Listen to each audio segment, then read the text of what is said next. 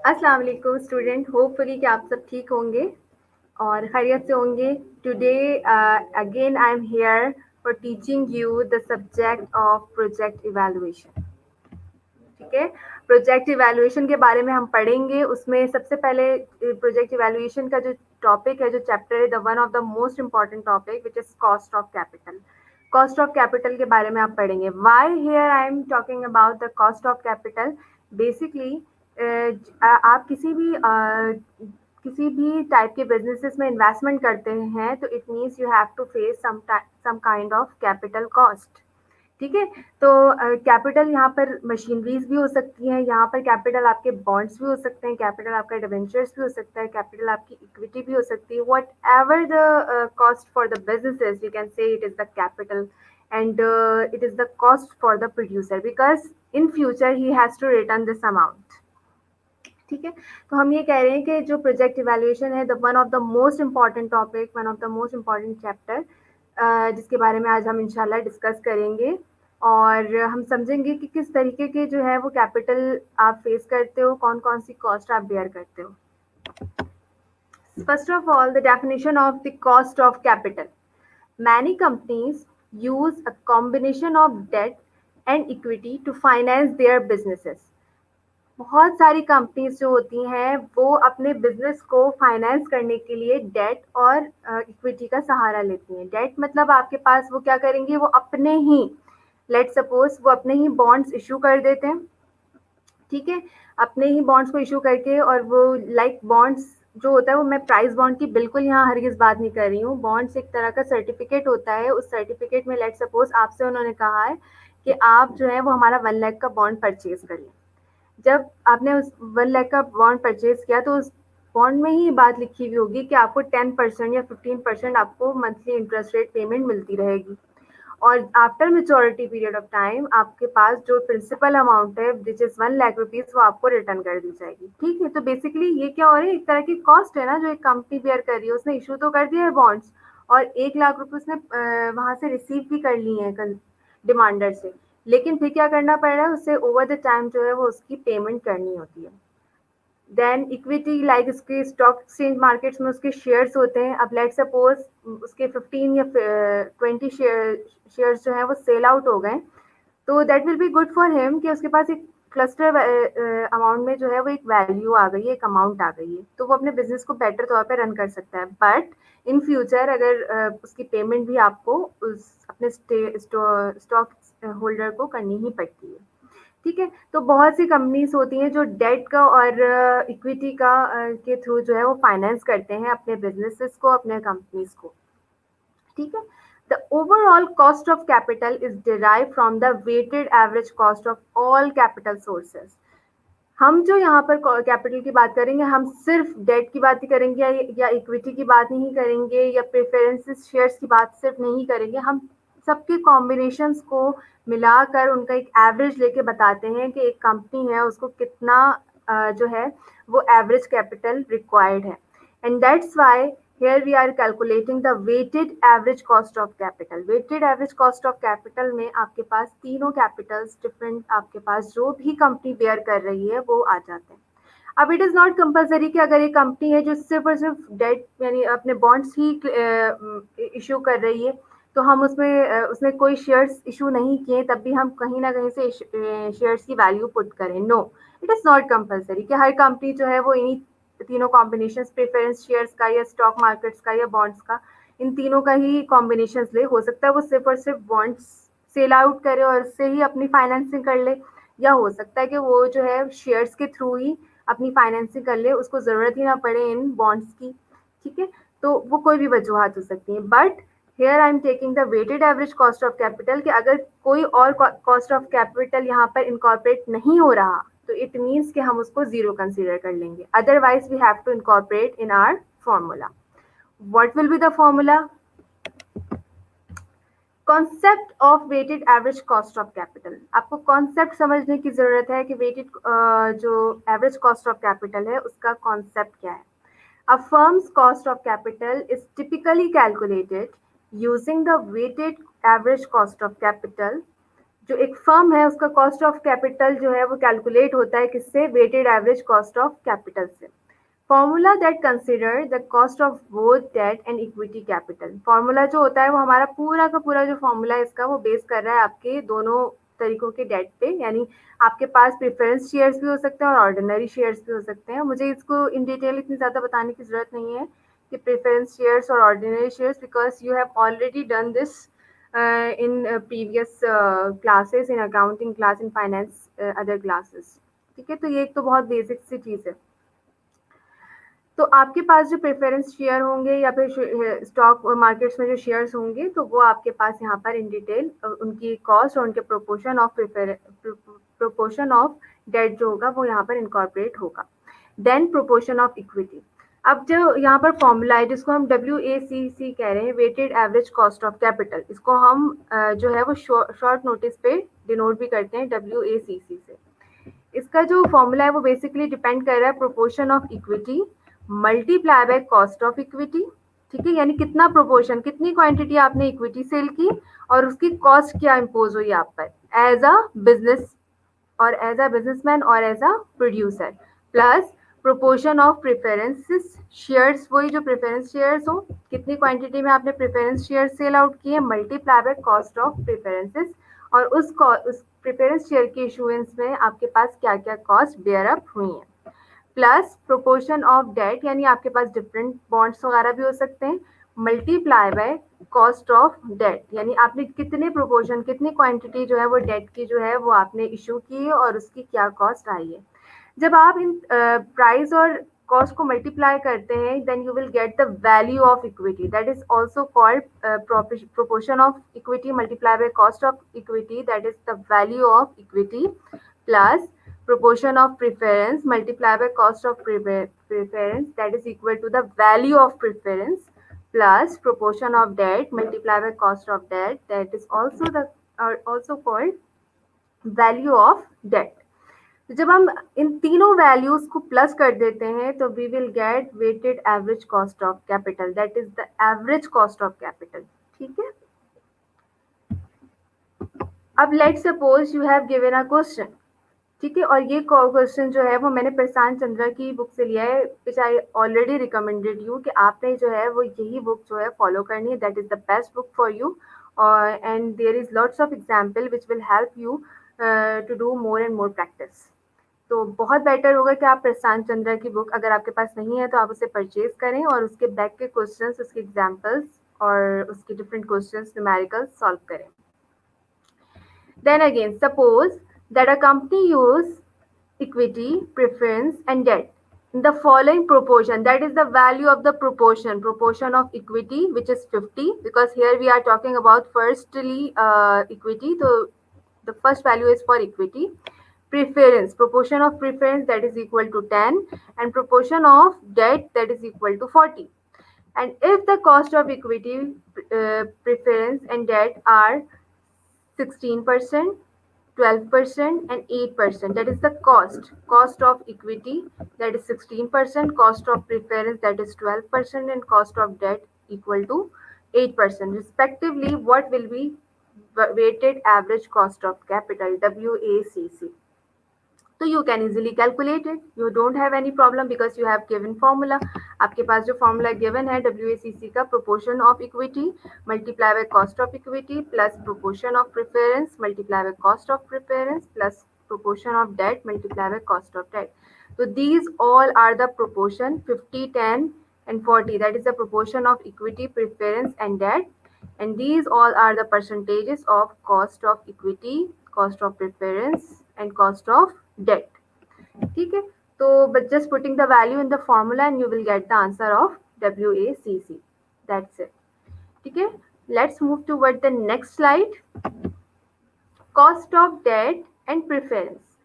Since debt and preference stock entails more or less fixed payment, estimating the cost of debt and relatively easy। ठीक है, जो आपके पास estimate करते हैं आप डेट का, वो रिलेटिवली आपके पास इजी होता है। आपके पास जो डेट है और आपके पास जो प्रेफरेंस स्टॉक है उनकी आपके पास मोर और लेस फिक्स पेमेंट होती है, बट जो प्रेफरेंस स्टॉक होता है या शेयर्स होते हैं उनमें आपके पास फ्लक्चुएशंस आ जाती हैं। ठीक है, डेट या मतलब बॉन्ड से वो आपकी एक फिक्स पेमेंट है। लाइक अगर 1 लाख का बॉन्ड है तो हमने कह दिया कि भाई आपको 10% इसका इंटरेस्ट रेट मिलेगा। अब चाहे इंटरेस्ट रेट में कितनी भी फ्लक्चुएशंस आ जाए, लेकिन आपका जो है वो डेट जो है पेमेंट वो चेंज नहीं होगी। But in the preference stock वहाँ पर आपके पास फ्लक्चुएशंस आ सकती हैं अगर आपके पास जो है वो प्रॉफिट मार्जिन में या शेयर्स मार्केट के अंदर फ्लक्चुएशंस आ जाएं। बट मोर और लेस हम जो एस्टिमेटर होते हैं, एज अ फोरकास्टर जो होते हैं, उनको ये बात मतलब उनको ये नॉलेज पहले से ही होती है कि हमें इन फ्यूचर जो है वो फोरकास्टिंग कर लेते हैं कि इन फ्यूचर स्टॉक मार्केट्स के हालात क्या रहेंगे। एज अ नॉर्मल पर्सन हम ये चीज़ों को प्रिडिक्ट बहुत मुश्किल होता है करना। तो मोर और लेस ये फिक्स पेमेंट भी हो सकते हैं in case if you are a good forecaster. लेकिन हम ये कह रहे हैं जो कॉस्ट ऑफ डेट है वो इजीली एस्टिमेटेड है। क्यों? क्योंकि हमने कहा कॉस्ट ऑफ डेट जो है वो फिक्स्ड अमाउंट है, यानी 10% आपने एज अ कॉस्ट पेमेंट करनी है as a interest rate to the demander. तो वो आपको पता है कि आपने 10% ही पेमेंट करनी है, आपने उससे ज्यादा या कम नहीं करनी। बट प्रेफरेंस स्टॉक में आपके पास शेयर्स के अंदर प्रॉफिट भी हाई हो सकता है और लो भी हो सकता है। तो इसकी जो कॉस्ट होती है वो हमारे पास कैलकुलेट करना थोड़ा सा मुश्किल होता है due to the fluctuations in the stock markets. The cost of debt is the rate a company pays on its debt, such as bonds and loan. जो cost of debt होता है, वो जो rate होता है वो company पे करती है on its debt, such as bond and loans। यानी जो भी cost होगी वो कौन bear up करेगी? Company bear up करेगी। अगर उन्होंने कोई भी बॉन्ड्स इशू किए हैं या कहीं से भी लोन लिया है अपने डेट को, अपने अपना जो एक बिजनेस का जो डाउनफॉलिंग जा रही होती है उसको रिकवर करने के लिए, अगर उसने बॉन्ड्स इशू कर लिए हैं या उसने जो है वो लोन ले लिया है, तो उसको रिकवर करने के लिए जो भी पेमेंट इन फ्यूचर देगा वो कौन देगा? कंपनी देगी। ठीक है ना, एज अ डिमांडर हमने उस कंपनी से डिमांड की प्रोडक्ट की, हम भी नहीं पे ऑफ करेंगे because this is not our matter कि वहाँ वो कंपनी कितना डेट सफर करेगी या वहाँ के एम्प्लॉयज भी वहाँ पर वो फेस नहीं कर रहे होते। कंपनी का ये होता है कि कंपनी का ओनर जो होता है वो इस चीज़ों को फेस आउट कर रहा होता है। अगर वो अपने लेबर्स पे इम्पोजिशन कर देगा तो लेबर्स डिस्करेज होंगे and that will be discouragement of our production. तो दैट्स वाई जो डेट होता है कंपनी का, किसी भी तरह का कॉस्ट वो कौन बेयर करती है? कंपनी बेयर करती है। The key difference between the cost of debt and after-tax cost of debt is the fact that interest expense is tax deductible। जो आपके पास मतलब कॉस्ट ऑफ डेट एक जो डिफरेंस होता है द कॉस्ट ऑफ डेट में और after tax cost of debt में, वो ये होता है कि after tax cost of debt जो होती है आपके पास हाई होती है और कॉस्ट ऑफ डेट आपके पास लोअर लेवल पर होती है। बिकॉज इन दैट केस जब आप डेट की पेमेंट करते हो उसके साथ साथ आप जो है वो टैक्सेस की भी पेमेंट कर रहे हो, तो that will increase your cost. ठीक है, ये एक नेचुरल फिनोमिना है। Cost of debt is one part of a company's capital structure, uh, with with the other being the cost of equity। Cost of debt जो होती है वो भी कंपनी का एक कैपिटल स्ट्रक्चर पार्ट होता है। क्यों होता है? क्योंकि डेट की जो कॉस्ट होती है अगर हम बेयर करें, इट मीन्स कि हम कोई ना कोई कैपिटल यूटिलाइजेशन कर रहे हैं और उस कैपिटल के थ्रू हम अपनी कंपनी को की प्रोडक्शन को इन्हेंस करने की कोशिश कर रहे हैं। तो बिल्कुल उसी तरह जैसे कॉस्ट ऑफ इक्विटी होता है, यानी अगर आपने कोई शेयर्स वगैरह आपने मार्केट के अंदर इम्पोज किए हुए, तो उसी तरह आप जो है वो बॉन्ड्स और स्टॉक को भी इशू करके अपने अपने बिजनेस को रिकवर कर सकते हैं। Calculating the cost of debt involves finding the average interest paid on all of the company's debt।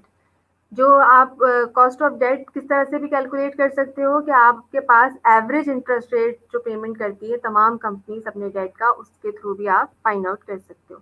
तो बेसिकली डिफरेंस इज दैट कि कॉस्ट ऑफ कैपिटल डेट या प्रेफरेंस आपके पास जो होती है वो इन शॉर्ट ये बात करें कि वो बेयर कौन करती है? कंपनी बेयर करती है। और वो क्यों बेयर करती है? अपने बिजनेस को फाइनेंस करने के लिए। ठीक है, अगर हो सकता है कि उस कंपनी के पास इतने रिसोर्सेज ना हो लेकिन उस प्रोडक्ट की डिमांड एग्जिस्ट करती हो, तो वो किस तरह से उस चीज़ को प्रोडक्शन को अपने इंक्रीज करेगा? वो अपनी प्रोडक्शन को इंक्रीज करेगा आफ्टर इशुएंस ऑफ बॉन्ड्स और शेयर्स, आइदर प्रेफरेंस शेयर्स और ऑर्डिनरी शेयर्स, और उससे फिर एक बल्क अमाउंट में उसके पास अमाउंट आएगी and that will be use for the future production of future resources. That is the formula of cost of debt and preference. जो आर आप मेजर करते हो डेट का, So how can we calculate it? Here I, this one is capital I, which is the interest amount. Interest rate नहीं है, this is not the interest rate, this is the interest amount. ये एक amount होगी, ठीक है. Interest rate की बात करूंगी अगर मैं, तो वो in term of percentage होगा. But here I am talking about the interest amount, तो it means कि वो कोई ना कोई amount में होगा. It will never be in percentage. F is future value, or we can say the face value, minus P for present value, that is the current value. Divided by n is for number of years. ठीक है. Then you have to bound it through curly bracket. Then further divided 0.6 p, that is the constant number, p for present value, plus 0.4 f for future value, and then bracket close, and you have to close with large bracket too. ठीक है. तो सबसे पहले आपने जो है वो curly bracket solve करने दोनों जगह से, and then you should do division. ठीक है. And this R D is the cost of debt. क्या आप इजीली जो है वो कॉस्ट ऑफ डेट मालूम कर सकते हैं if you have the certain amount of these all variables, like P for present value, F for future value, or we can say face value, N for number of years, I for annual amount, interest rate, RD for cost of debt. Let's suppose you have a question, you have such type of question, and then consider the following debentures of Multiplex Limited. आपके पास एक company है Multiplex Limited, और वहाँ उसने जो है वो अपने डेबेंचर्स जो है वो इशू करें. अब उसका हमने क्या कैलकुलेट करना है? RD, that is cost of debt. You have given face value, that is 1,000 rupees. You have given coupon rate, that is 12%. You have given maturity period 4 years, and current market price, that is 1,040. So you can easily calculate the value of the RD. ठीक है. According to the previous formula, तो आप put कर देंगे values and you will get the cost of debt. Now the second question we can say कि आपके पास आ सकता है सिर्फ और सिर्फ एक इंटरेस्ट अमाउंट मालूम करने के लिए, इंटरेस्ट रेट मालूम करने के लिए. Consider the face value of one instrument is 10 lakh and it is traded in the market at 9,65,000. ठीक है.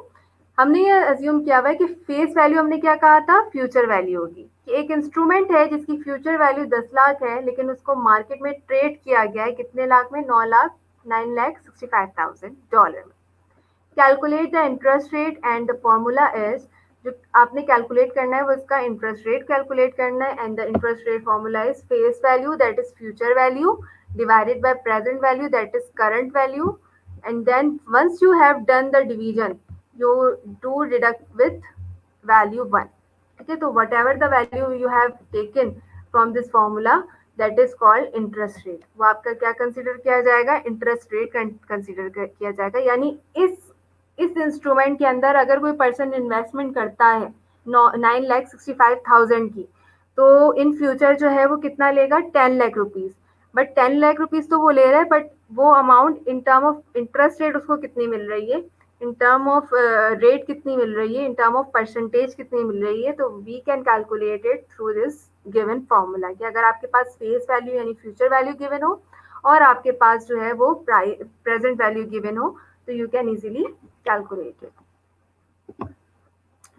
Now cost of preference shares capital. ठीक है. अब हम जो है वो हर एक स्लाइड को जो है, हर एक कॉस्ट को जो है वो कैलकुलेट करना सिखा रहे हैं कि किस तरीके से हर एक कॉस्ट भी आप कैलकुलेट कर सकते हैं. Because it is not compulsory कि वो हमेशा आपको कॉस्ट ऑफ प्रेफरेंस ऐसी ही उठाकर एक वैल्यू दे दें, या कॉस्ट ऑफ जो आपके पास डेट है उसकी वैल्यू दे दें. ठीक है. जो हम फर्स्ट क्वेश्चन में कर चुके हैं. No, it is not compulsory. तो how can we calculate it? We can calculate it through this given formula. An amount paid by company as divided to preference shareholder is known as cost of preference share capital. एक company है जो पे कर रही है क्या चीज, dividend, अपने प्रेफरेंस शेयर होल्डर को. डिविडेंड क्या होता है? बहुत सिंपली है. डिविडेंड ये होता है कि लेट सपोज आपने शेयर्स मार्केट के अंदर या स्टॉक मार्केट्स के अंदर जो है वो इन्वेस्टमेंट की, और आपने जब इन्वेस्टमेंट की तो you are the part of this particular firm. अब होगा ये कि जब उस फर्म को प्रॉफिट हुआ, तो उस प्रॉफिट की वजह से आपको आपके शेयर्स मार्केट में प्राइसेस इंक्रीज हुई, आपको वहां से प्रॉफिट तो मिला, लेकिन वो कंपनी भी खुश होकर जो होती है वो अपना प्रॉफिट का कुछ मार्जिन जो है वो अपने शेयर होल्डर्स में डिस्ट्रीब्यूट करती हैं, और वो फर्स्ट ऑफ ऑल प्रायोरिटी पे रखते हैं अपने प्रेफरेंस शेयर होल्डर को। तो प्रॉफिट का जो कुछ मार्जिन अपने प्रेफरेंस शेयर होल्डर में डिस्ट्रीब्यूट करते हैं, दैट इज कॉल्ड डिविडेंड। ठीक है, तो डिविडेंड ये होता है कि वो अपने शेयर होल्डर में डिस्ट्रीब्यूट करते हैं। अब अगर मुझे उसका रेट मालूम करना हो कि एक कंपनी है जिसने शेयर होल्डर को प्रेफरेंस डिविडेंड दिए हैं, तो उसका रेट क्या होगा, तो we can easily calculate by this given formula, that is RP, cost of preference. Bracket में आपके पास लार्ज ब्रैकेट फिर कर्ली ब्रैकेट स्टार्ट हुआ है, I plus, that is I for dividend amount, F for future value, P for present value. We should take the difference between them divided by n number of years. Then bracketed term को आपने close कर देना है, फिर slash आपके पास यानी divide में आ जाएगी value, that is 0.6p present value plus 0.4 that is and with f for future value या face value we can say. तो आपके पास जो है वो ये वैल्यूज गिवन हो जाएंगी, आपके पास जो है डाटा गिवन होगा। अब उस डाटा के थ्रू आपने जो है कॉस्ट ऑफ प्रेफरेंस शेयर निकालना है। लेकिन एक बात ध्यान में रखिएगा कि ये फॉर्मूला आपको पता होना चाहिए। Maybe he will give you the option of cost of preference too, but they are talking about to calculate the dividend amount, तो how can we calculate it. तो आपके पास अगर फ्यूचर वैल्यू या फेस वैल्यू गिवन है, आपके पास present value given है, आपके पास नंबर ऑफ ईयर्स गिवन है, आपके पास कॉस्ट ऑफ प्रेफरेंस गिवन है, तो you can easily calculate the dividend amount. ठीक है, you don't have any problem regarding this calculation. ठीक है, तो अगर आपके पास फॉर्मूला प्रॉपर है और फॉर्मूला आपके पास गिवन है, तो आप इजीली इस चीज को भी कैलकुलेट कर सकते हो। Then this is your face value, which is $1,000. Dividend rate, that is 12%. Maturity period 4 years. Current market price, that is 1,040 rupees. ठीक है, तो आपने इसमें से रेट मालूम करना है, and you have given the formula. After putting this value into the formula, you can easily calculate the cost of preference. अच्छा, इसमें एक चीज का ये ख्याल रखिएगा कि ये जो ब्रैकेट है, कर्ली ब्रैकेट, तो सबसे पहले you first have to calculate solve this curly bracket both of places, यानी आपने पहले वाली प्लेस में भी सबसे पहले ब्रैकेट को, कर्ली ब्रैकेट को सॉल्व करना है, देन डिवाइड लगा के फिर इस वाले कर्ली ब्रैकेट को सॉल्व करना है, and then you do the division. उसके बाद आप लार्ज ब्रैकेट की तरफ मूव करेंगे। The CAPM approach, CAPM. The cost of equity is the return a company requires to decide if an investment meets capital return requirements. ये जो cost of equity होती है, यानी अगर स्टॉक मार्केट्स के अंदर या शेयर्स मार्केट के अंदर आप पोजीशन कर रहे हो एज अ बिजनेसमैन, तो you have to bear a cost. The cost of equity is the return a company requires to decide if an investment meet capital return requirements, अगर वो capital के रिटर्न रिक्वायरमेंट्स पे meet कर जाए। Firms often use it as a capital budgeting threshold for the required rate of return. तो firms क्या करती हैं, अपने रिक्वायर्ड रेट ऑफ रिटर्न में अपनी कैपिटल बजटिंग के अंदर, यानी कैपिटल बजटिंग से मुराद ये कि मुझे कौन कौन से कैपिटल में की रिक्वायरमेंट है, कौन कौन सी कॉस्ट जो है वो मैंने बेयर अप करनी है, तो वो मेरा पार्ट होगा कैपिटल बजटिंग का। ठीक है, तो मैंने ये कहा कि जब मैं कैपिटल बजटिंग कर रही हूँ तो I should need required rate of return. A firm's cost of equity represents the compensation that market demand in exchange for owning the asset and bearing the risk of ownership.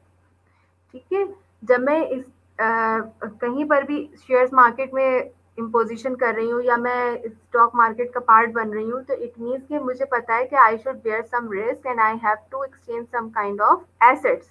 तो मुझे इस चीज़ का भी ख्याल रखना है कि मेरी जो मार्केट के अंदर अगर मैं पार्ट बन रही हूँ मार्केट का और मुझे हाई रिटर्न चाहिए, तो I should have to take in the higher risk. The traditional formula for the cost of equity is the dividend capitalism model. आप जो कॉस्ट ऑफ इक्विटी का फॉर्मूला आप प्रेफर करते हो वो इस वजह से करते हो कि आपने जो है वो कॉस्ट ऑफ इक्विटी का जो फॉर्मूला है वो आप कैलकुलेट कर सकते हो through the dividend capitalism model, और इसको हम कहते हैं कैपिटल एसेट प्राइसिंग मॉडल। ठीक है, डिविडेंड कैपिटलिज्म मॉडल को जो है वो हम कहते हैं capital asset price model, CAPM। C for capital, A for asset, P for pricing, M for model. तो बेसिकली हमने ये देख लिया था कॉस्ट ऑफ डेट आप किस तरह से कैलकुलेट कर सकते हो, कॉस्ट ऑफ प्रेफरेंस कैसे कैलकुलेट करते हो। Now we will move toward the cost of equity के वो थर्ड आपके पास जो कैलकुलेशन है कॉस्ट की, वो आप किस तरीके से कैलकुलेट कर सकते हो।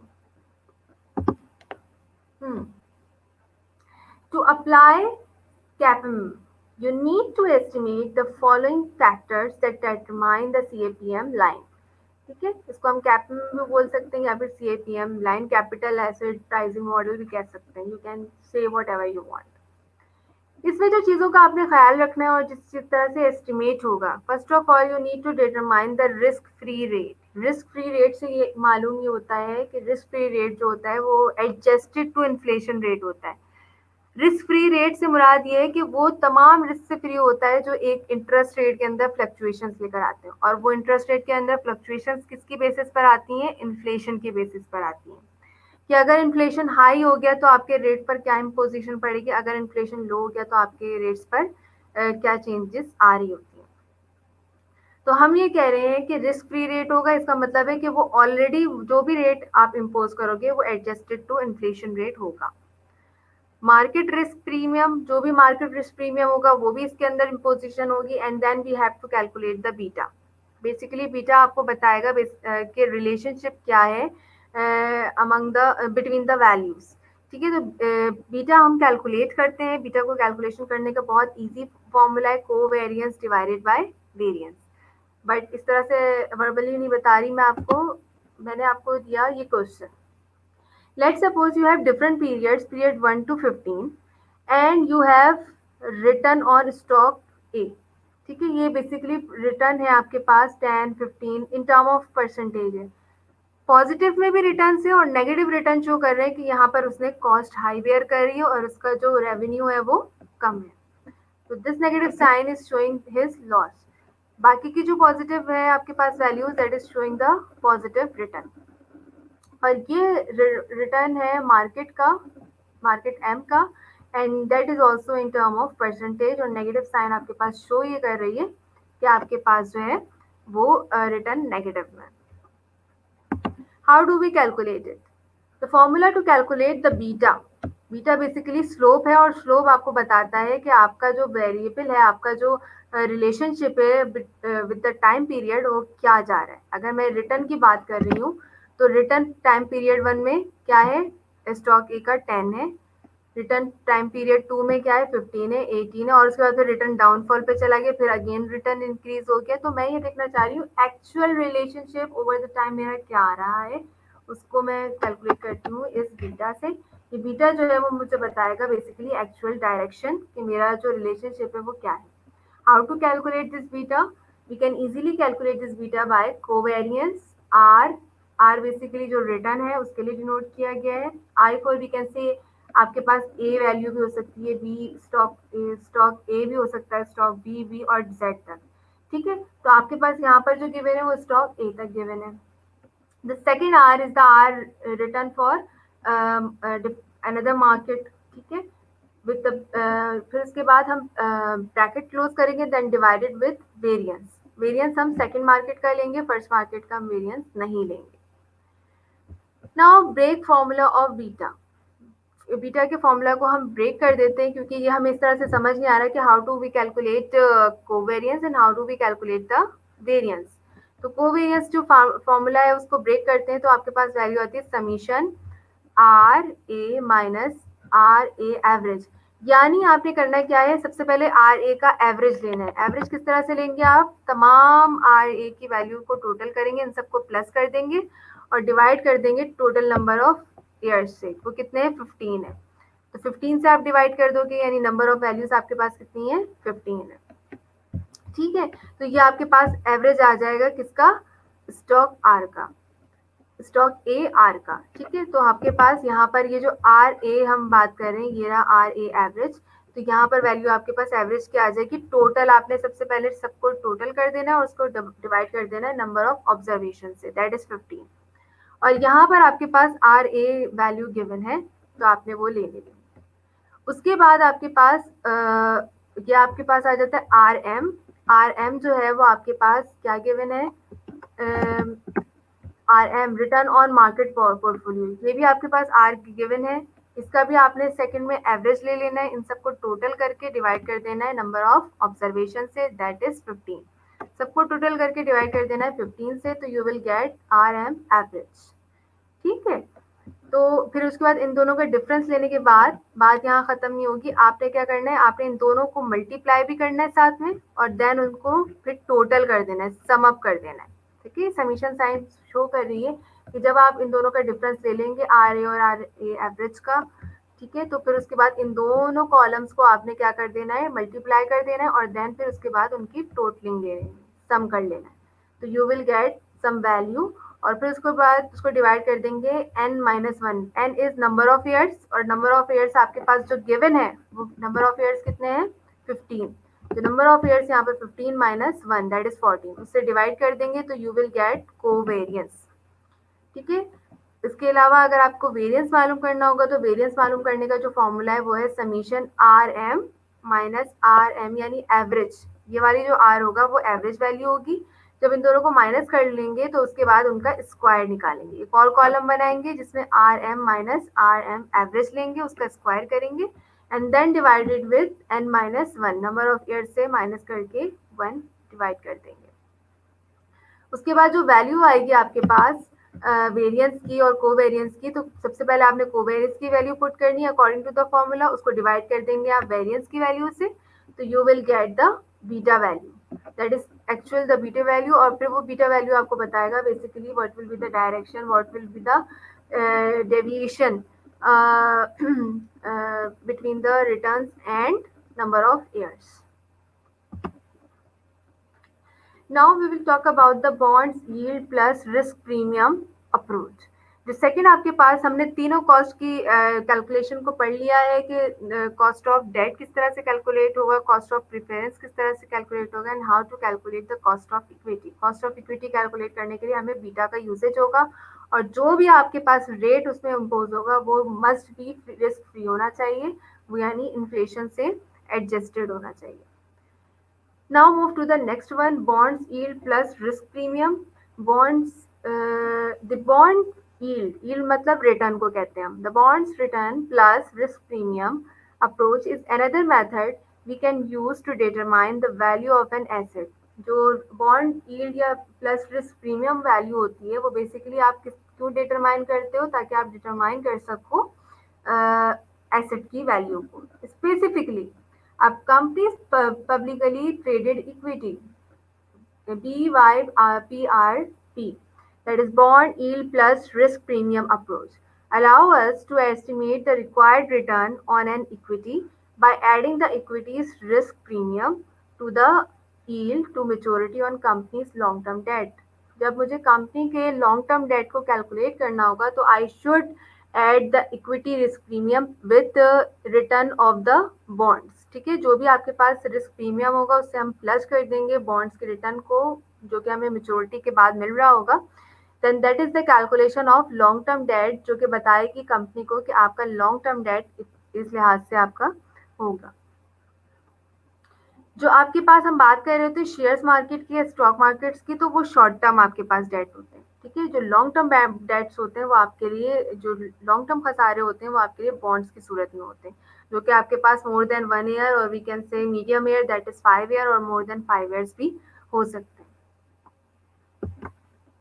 That is actually the formula which we have already done for the calculating of bond yield plus risk premium approach. That is R is for calculating the risk premium approach, and this is the dependent variable which is dependent on Y, plus E for error term, R for cost of equity, Y for here R is the cost of equity, here Y is yield on long term bonds, and E for risk premium. जो आपके पास cost of equity है वो depend कर रही है आपके किस पे, रिटर्न पे, बॉन्ड्स पे जो आपको रिटर्न देना होगा उस पे डिपेंड कर रही है। ठीक है, and this one is your error term, risk premium. We can say this is the risk premium, or we can say the error term. अच्छा जी, उसके बाद आपके पास आ जाता है dividend growth model. Dividend growth model पढ़ाने से पहले मैं आपको एक चीज़ ये क्लियर कर दूँ कि आपके पास डिविडेंड लेने के 2 तरीके कार होते हैं। एक तो ये कि कंपनी ने आपको इश्यू कर देना है डिविडेंड के जैसे उसको प्रॉफ़िट हुआ और उसने अपने प्रॉफ़िट का कुछ मार्जिन जो है वो अपने स्टॉक होल्डर या शेयर होल्डर्स को प्रोवाइड कर दिया। दूसरा सिनेरियो ये होता है कि वो शेयर होल्डर से कहते हैं कि आपके डिविडेंड तो हमारे पास कलेक्ट हो रहे हैं, वो हम एक कंपाउंड अमाउंट में कंपाउंड वैल्यू के साथ जो है यानी उसके अंदर और ज़्यादा चेंजेस करके और उसके अंदर और ज़्यादा क्रिएटिविटी करके और ज़्यादा अमाउंट इन्हेंस करके हम आपको इन फ्यूचर 2 साल बाद 5 साल बाद या 10 साल बाद आपको इन रिटर्न कर देंगे। तो आपके पास दो चॉइसेस होती हैं, either you will choose the first one कि आप फौरी तौर पे जो है वो उस डिविडेंड की अमाउंट ले लें या आप जो है वो उसको कंपाउंड अमाउंट के साथ इन फ्यूचर रिसीव कर लें। ठीक है, तो डिविडेंड ग्रोथ मॉडल बेसिकली इसी मॉडल को कह रहे हैं कि जो आप जो है वो इन फ्यूचर यानी फौरी तौर पर उसको ना ले लें बल्कि इन फ्यूचर आप उस चीज़ को रिसीव करें। The price of an equity stock depends ultimately on the dividend expected from. ठीक है, सिंपल मॉडल फॉर्मूला क्या होता है आपके पास, सिंपली आपके पास क्या फॉर्मूला होगा, summation D for dividend divided by 1 + r bracket close T. ठीक है, ये सिंपल मॉडल है डिविडेंड ग्रोथ मॉडल का। और जो अगर मैं उसका ब्रॉड वे में फ्यूचर वे में बात करूँ, ग्रोथ की बात करूँ, तो वो होगा आपके पास P for dividend preference dividend equal to dividend divided by r minus g. This g is basically showing what growth, this small r is showing what interest rate, this t is showing dividend value. तो आपके पास दो choices होती हैं, या तो आप on the spot ले लें उस डिविडेंड की वैल्यू को या फिर वो आप कंपनी को ही दे दें और उनसे कहें कि हमें इस डिविडेंड के थ्रू इंटरेस्ट रेट भी आप देते रहें और इन फ्यूचर हमें जो है वो ये डिविडेंड इन फ्यूचर हमें प्रिंसिपल प्लस रिटर्न के साथ अमाउंट दे दीजिएगा। तो यू हैव टू चॉइसेस, वो कंपनी पे डिपेंड करता है कि कंपनी कौन सा चूज करती है। ओके क्लास, हमने जो प्रीवियसली डिविडेंड ग्रोथ मॉडल पढ़ा था, लाइक हमने पिछली क्लास में जो ग्रोथ मॉडल पढ़ा था उसमें ये था कि सिंपल मॉडल्स फार्मूला डिफरेंट आपके पास थे, ग्रोथ मॉडल्स फार्मूला था आपके पास। मैंने बताया था कि आपके पास डिविडेंड रखने के डिफरेंट तरीके कार होते हैं, हो सकता है आप उसी वक्त रिसीव कर लें ऑन द स्पॉट, या ये भी हो सकता है कि आप जो है वो आगे की तरफ रिसीव ना करें, आप कंपाउंड अमाउंट ले लें, यानी आपने क्या किया, अपने डिविडेंड से भी आपने इंटरेस्ट अमाउंट लेना शुरू कर दी, तो वो आपके पास आपकी जो डिविडेंड है उसको ग्रो अप करता रहेगा, ग्रोथ होती रहेगी उसकी, that is dividend growth model. Earning price ratio के बारे में हम पढ़ रहे थे। अर्निंग प्राइस रेशियो बेसिकली क्या थी आपके पास, हमने कहा था E for earning and P for price, this is the ratio. Earning यहाँ पर E1 जो मैंने लिखा है वो इसीलिए लिखा है कि आपकी फ्यूचर या एक्सपेक्टेड अर्निंग है पर शेयर से, हर एक शेयर से। ठीक है, फॉर द नेक्स्ट ईयर जो आपको नेक्स्ट ईयर मिलेगी, and P is the current market price पर शेयर, जो आज आपने वो प्राइस पे परचेज किया, लाइक आपने 1000 रुपीज का जो है वो एक शेयर परचेज किया, नेक्स्ट ईयर हो सकता है उसकी जो प्राइस है वो कितनी हो जाए आपके पास, 1100 हो जाए, 1200 हो जाए, या हो सकता है कि आपके पास उसकी प्राइस कम हो जाए, 800 हो जाए, 900 हो जाए। ठीक है, हम ये कहते हैं कि शेयर्स मार्केट के अंदर फ्लक्चुएशंस अप एंड डाउन होते ही रहती हैं। तो अर्निंग पर शेयर्स जो है वो आपको बताती है कि अगर आपने आज जो प्राइस परचेज की है, क्या फ्यूचर में आपके पास उतनी अर्निंग हो रही है या नहीं हो रही। For this calculation we are calculating earning per share, price share. E1 is the estimated as, हम E1 यानी estimated expected earning per share को हम किस तरह से कैलकुलेट कर सकते हैं, you can easily calculate with current earning per share, जो भी आज आपने जैसे मार्केट से प्राइस में खरीदा है, तो आप ये देखें कि आज लोगों ने कितना उस शेयर से अर्न किया है, multiply by 1 plus growth rate of earning per share. उसके बाद आप ग्रोथ रेट यानी ओवर द टाइम क्या इस शेयर की ओवर द टाइम ग्रोथ बढ़ रही है, इसकी प्राइसेस बढ़ रही हैं, इसकी अर्निंग बढ़ रही है या कम हो रही है या कांस्टेंट है, तो वो ग्रोथ मॉडल जो है वो ग्रोथ जो है वो आपको वहाँ की एस्टिमेटेड मार्केट से मिल जाएगा, उसके थ्रू आप करते हो 1 plus growth rate of earning per share, उससे मल्टीप्लाई कर देते हो करंट अर्निंग पर शेयर, उसके बेसिस पे आप फोरकास्टिंग करते हो, एस्टिमेट करते हो, एक्सपेक्टेड करते हो कि आपको earning per share in future कितना मिलेगा। ठीक है, फिर उस बेसिस पे आप प्राइजेस को देखते हो कि ठीक है, अगर लोगों की सालाना अर्निंग बढ़ रही है तो क्या प्राइजेस भी शेयर्स को परचेज करने की उतनी ही बढ़ रही है, या प्राइजेस बढ़ तो रही है बट लेसर प्रोपोर्शन से और अर्निंग आपकी हायर प्रोपोर्शन से, उन बेसिस पे आप डिसीजन लेते हो। Weighted average cost of capital, that is the one of the most important topic. Given the cost of a specific source of finance and the scheme of weighted average cost of capital can be readily calculated. We can easily calculate it by the given formula.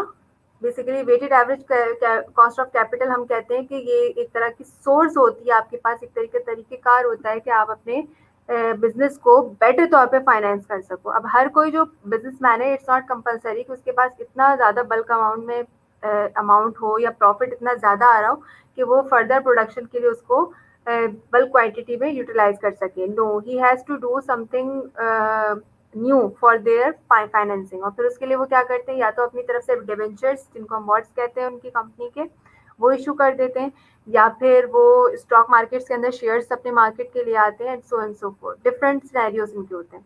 तो वो कौन कौन से scenarios होते हैं? Where WE, WP and WD are the proportion, we can say quantity or we can say weighted, of equity, preference and debt.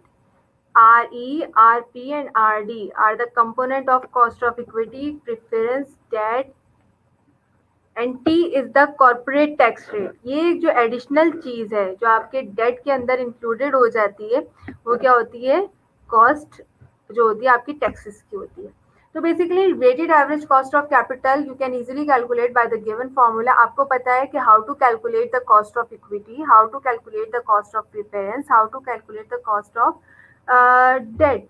तो जब आपको ये आर की value you can easily find out, तो फिर आप weighted average cost of capital भी easily calculate कर सकते हैं.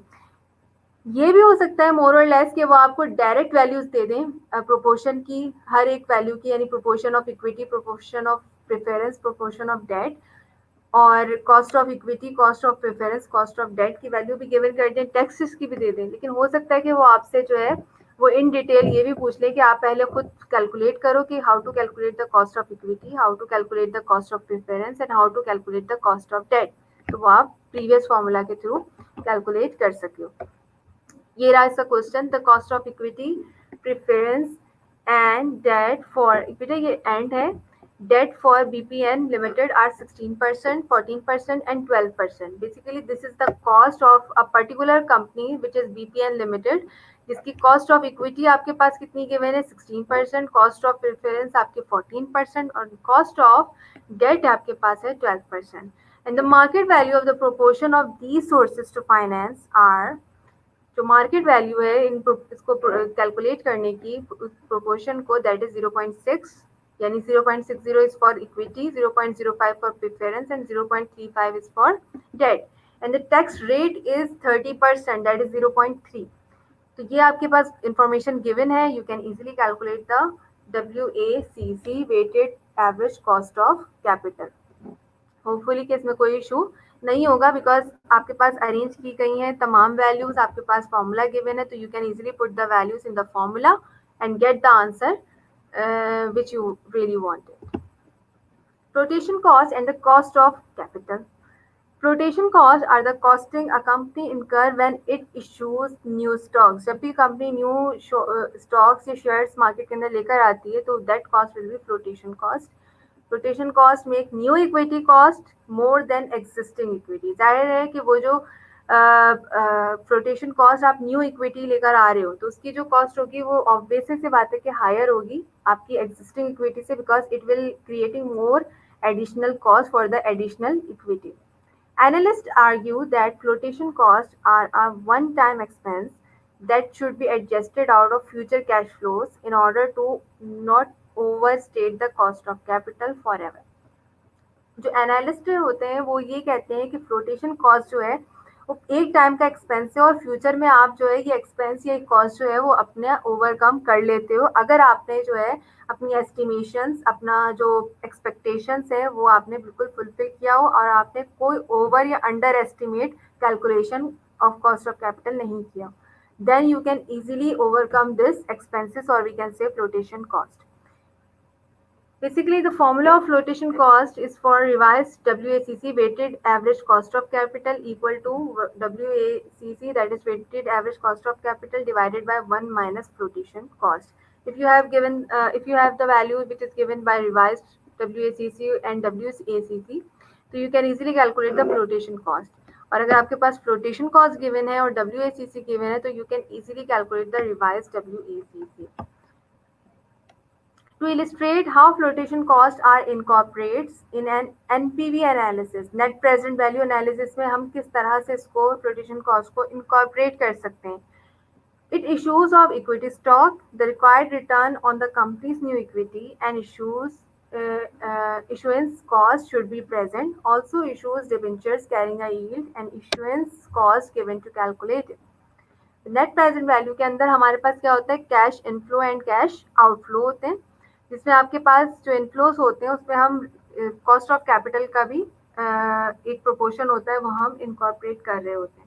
तो इसके साथ अगर आपके पास न्यू इक्विटी, न्यू आपने जो है न्यू स्टॉक्स जो है वो मार्केट के अंदर लॉन्च किया है, तो you are bearing some additional cost, that is flotation cost. तो वो आप अपने जो है नेट प्रेजेंट वैल्यू या डिबेंचर्स मार्केट्स के अंदर भी इनकॉर्पोरेट कर सकते हैं. तो how can be calculated, WACC is equal to E divided by earning divided by V और bracket close, that is R, plus D divided by V, that is R, and 1 minus T.